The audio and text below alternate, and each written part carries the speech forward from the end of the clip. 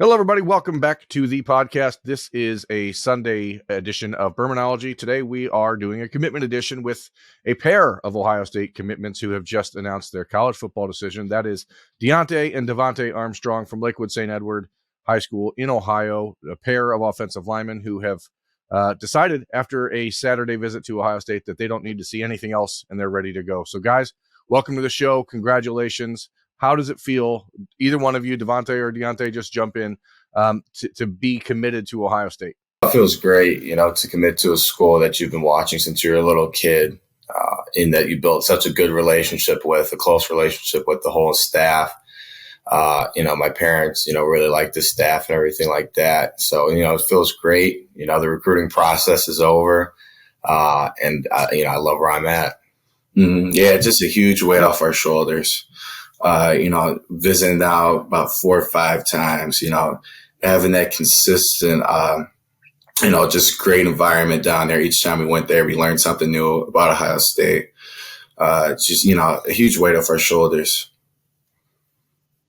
This relationship with Ohio State goes back about a little over a year. It was January of 2022 when Ryan Day first stopped in and saw you guys and was interested and said, hey, these two look like they could develop into something. Even on Saturday, as I was watching the scrimmage and watching you guys move around, you still look like linebackers more than offensive linemen a little bit, but your bodies have changed. You put on, more than 20 pounds in the last year. How hard has this been for you guys to just get yourselves to be, Big Ten level offensive linemen body-wise? Deontae, you? Well, this time last year, we weighed in at about 240, 245. We weighed in, our time Saturday at 280, 285, weighed in at 285. He weighed in at 290. So it's like a complete, reverse of where we were at last year. So, the development that we had between our time, this time last year and now, it was everything he spoke about, do this and that will happen.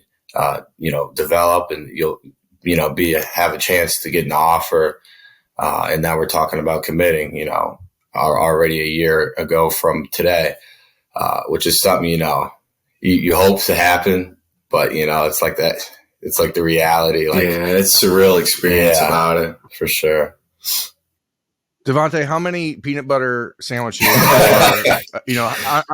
how many peanut butter sandwiches have you had to eat in the last year? It's been a lot. Lots of protein shakes, peanut butter and jelly sandwiches every day. And that's another thing, just like our diet, how that's changed, to get to this point. It's really just been like a whole, 360, just staying in the weight room, maintaining your diet and weight, just maintaining footwork too, to get up to this point where we are at right now. I'll still keep. Yeah, right. You change your body that much and it can become a little bit clunky or clumsy if you're not careful. Obviously, you guys are, multi-sport athletes doing a lot of things. What has been the biggest mental hurdle you've had to clear? Let's go back even to September. Ohio State offered in January. So you guys had to put together a pretty solid film for your junior year to work through that offer. Now you did that. You got the offer in January, committed now. But what do you think was the biggest thing you had to adjust to from the start of your junior season to now? It was really our schedule. We had one of the hardest schedules in all of Ohio. They competed on a national scale. So, kind of get thrown in there going against the best of the best. And, of course, we had 2 very good defensive ends that got us ready pretty quick. So, with all that coming together and it all helped us out in the long run.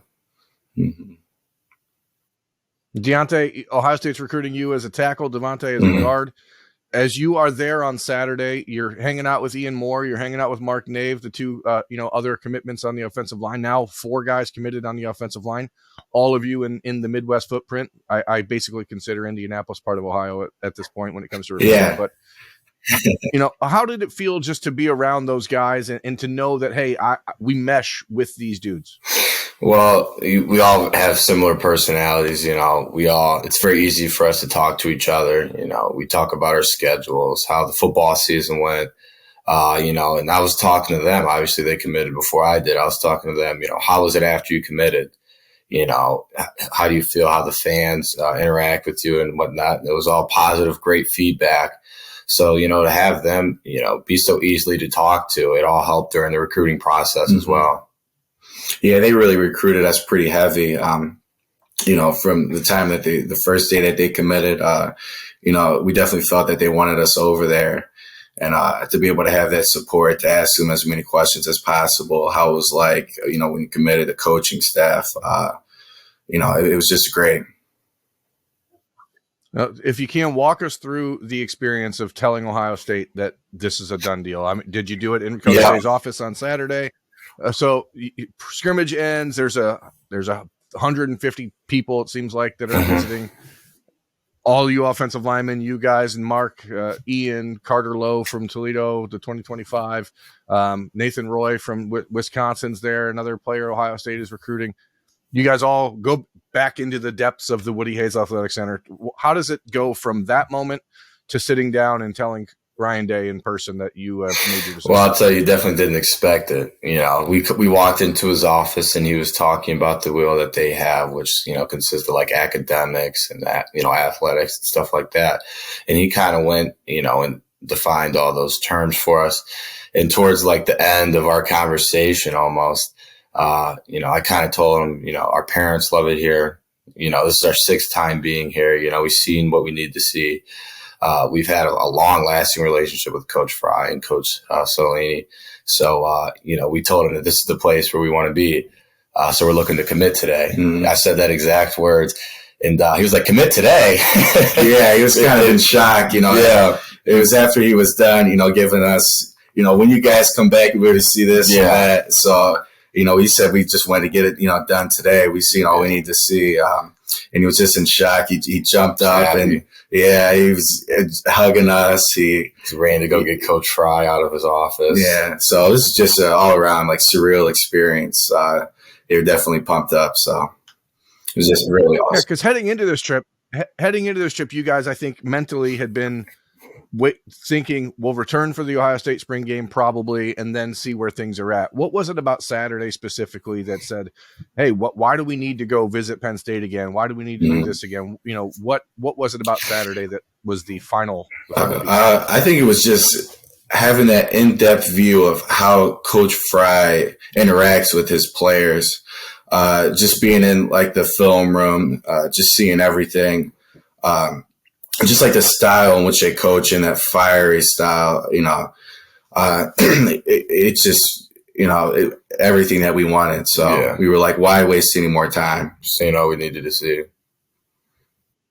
Obviously it's been, I don't want to say interesting, but there's been some conversation in the last few weeks about Ohio recruiting and Michigan and they're pushing the state. And we've seen in the last few days, even on Twitter, as Aaron Scott and Bryce West and all these guys are getting a lot of chirping from Luke Hamilton or Ben Roebuck, a former teammate of your guys at St. Edward's. Like, how important is it to you now to say we're committed along with Mark, along with Garrett, like we're coming to lock down Ohio again, and the best players in the state need to stay home? Yeah, I mean, the best in Ohio stay in Ohio. We were fortunate enough with the opportunity to receive Ohio State offers. So, obviously being Ohio State fans all our life, it's a hard opportunity to pass, especially when they show love like they did and recruited us the way they did. So, we're going to help recruit Ohio. We told Coach Fry and the staff that we're going to try to bring as many guys with us as possible. During the recruiting process, you get to meet a lot of people, a lot of other recruits, offensive linemen and whatnot. So we're going to use that to our advantage. For Devontae, as you've gone through this process, what has been the biggest eye-opening part of it? I mean, what has shocked you the most as you've gone from being a year ago a relatively unknown pair of potential football prospects to now committed to Ohio State? What is it about this entire process that's surprised you the most? I would say just relationships. I mean, you grow up just watching these coaches, on TV, just with the hopes of, one day playing for them. But, you're actually in these, coaches' offices now with the opportunity to play for them. It just really is, an experience that's hard to wrap your mind around. So I would definitely say like the relationships aspect of it, just being a fan of college football, for as long as we've, remembered. And Deontae, for you, I mean, I'm just going to assume, I believe if you had to put a second place finisher in this battle, it was probably Ohio State. What was the hardest part of having to realize, hey, now I need to shut this down? And that's not to say you still won't have a relationship with their coaches and you'll still talk to them. And that's the way the business is. And you certainly should continue to talk to them because you never know when you may run into them again. But what's the hardest part of telling other staffs that you've grown close to that, hey, we're locking this in and we're going to Ohio State? Yeah, I mean, it's like the relationship that I built with them, it was a pretty good relationship. So it's going to be hard to tell them, obviously they were expecting me to go there. They hoped at least I would go there. So it's going to be hard to tell them I'm not. But it's something that they can understand. I hope to continue the relationship. I hope they want to still keep talking to me because we built such a good relationship. I mean, you talk hours with somebody on the phone, for a long time. I mean, a year or so, you get pretty close to them personally. So I hope it's something that can continue. It's an unfortunate truth that it just had to come to an end with other colleges. Now that it's over, now that you've committed, what, we're going to come back for the Ohio State spring game on the 15th. What do you guys see your role? I mean, neither of you are like chatty Cathys, right? You don't want to be out there in everyone's ears. When you talk about how you guys are similar personality wise with Mark and Ian, part of that is that you don't necessarily talk way too much, what I mean? Like you speak when you're spoken to. You aren't going to be in guys' ears. But how do you see your role as a recruiter to finish not just in Ohio, but there's two other spots on this offensive line that you guys know you're trying to fill. How do you start to grow those relationships with Brandon Bakers of the world, and how do you see yourself impacting those relationships? Yeah, I would say just the amount of camps and visits that we went to, you get to have that development of relationships with other recruits. So we definitely know, the Brandon Bakers. So we're definitely in contact with them, on a national scope, as well as, recruiting Ohio, the Ohio guys to come down here too. It's a Sunday afternoon. As you said, you guys haven't even told, the other coaching staffs around the country that are recruiting you yet. Are you ready for what it's going to feel like when you walk into school on Monday morning? Yeah.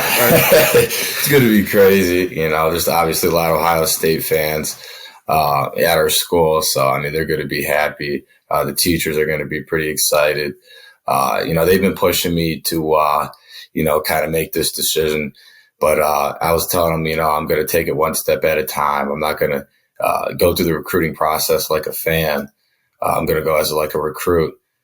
So I think they're going to be pretty happy to find out that I committed to Ohio State, the Ohio State. Devontae, now that this is over with and done, what do you think the next step is for you guys to make sure that by the time you get to campus, St. Ed's does not allow early enrollment, correct? They actually let the first player this year, early enroll, which was Wyatt Gideon. So it's new. So there's at least an opportunity for that. So there's at least a chance. I'm not sure if you guys are working toward that, but whether it's January or next June, you've talked about the development in the last year. What do you guys have to do now to make sure that when you get to Ohio State's campus, whether it's January 2024 or June of 2024, to put yourself in a position? Just continue the consistency of development. Not be, stagnant, and just keep on grinding. That's really all it is.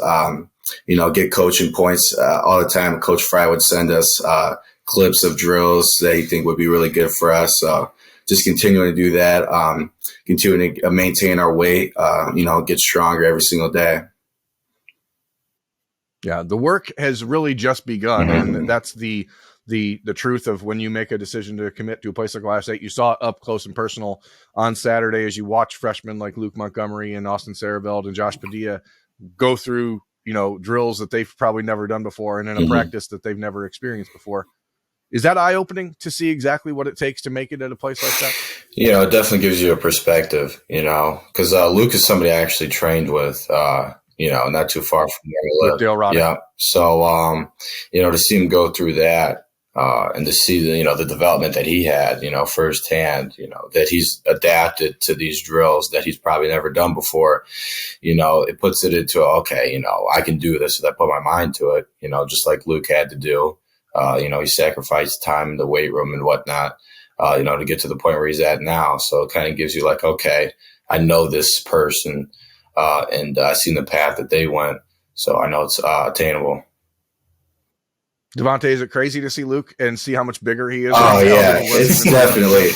I mean, he's just gotten – I had to do a double take because I was like, man, Coach Mick has really just gotten him right. So, I mean, that's definitely something that we looked at. Just his continuous progression. We definitely took a look at that. We've seen how Tegra just evolved. So, I mean, if we just look at the weight program, just everything that they do, the drills, I mean, it's almost like who wouldn't want to pick Ohio State? Well, you guys did want to, and you have, and congratulations. I'm going to let you get on with your day and start celebrating with your family and all that stuff. And we really appreciate you taking time to join us on this episode of Birminology. Congratulations. I've been talking to you guys for a year since Brian Day made that first step into your office, and it's awesome to watch the evolution and look forward to see where it goes from here. So once again, congratulations. Thank you. Always great talking to you, sir. That is Devontae and Deontae Armstrong. I'm Jeremy Birmingham. This has been Birminology on the podcast. Thank you for watching. We'll see you next time.